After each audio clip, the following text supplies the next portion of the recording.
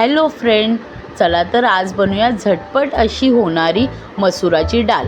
कढईत तेल गरम करून घेऊया, त्यात जिरा आणि लसूण आणि कांदा टाकूया। जिरा व्यवस्थित तडतडायला लागला की लसूण टाकूया आणि कांदा टाकूया। कांदा शिजण्यासाठी आपण मिठाचा वापर करूया, कारण मीठ टाकल्यानंतर कांदा लवकर शिजला जातो, यासाठी मिठाचा वापर करूया। त्यानंतर टोमॅटो व्यवस्थित धुवून टोमॅटो टाकूया। त्यात टोमॅटो काही लोक नंतर टाकतात, पण मी आधी टाकते, कारण मला कांदा टोमॅटो व्यवस्थित शिजलेला आवडतो। आणि थोडा कढीपत्ता टाकूया। कढीपत्ता वरणात डाळीत खूप छान लागतो आणि वेगळा सुगंध येतो जो कढीपत्त्याचा असतो। हे बघा, टोमॅटो कांदा शिजला आहे, तर आपण त्यात हळद टाकूया। हळद टाकल्यानंतर लाल तिखट मसाला टाकूया आणि व्यवस्थित परतून घेऊया। त्यानंतर हे गावठी शिरोली घरी होती, तर ते टाकूया।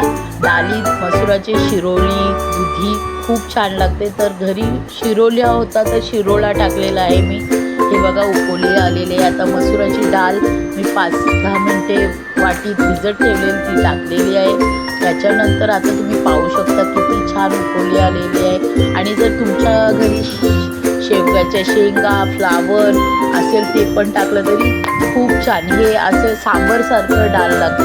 आणि बघा, माझ्याकडे फ्लावर होते, तर मी पहिले कापून व्यवस्थित गरम पाण्यात ठेवले होते फ्लावरांना, नंतर कापून भाजीत टाकलेले आहे। आणि एक बटाटा मुलांसाठी, जास्त तर बटाटा मी डाळीत टाकत नाही, पण मुलांना भाताबरोबर बटाटा खूप आवडतं। हे बघा, किती छान उकळी आलेली आहे डाळीला आणि वाटण टाकलेलं आहे। जर वाटण नसलं तरी डाळ खूप छान लागते, पण वाटण जर असलं खोबऱ्याचं तर अजून उत्तम।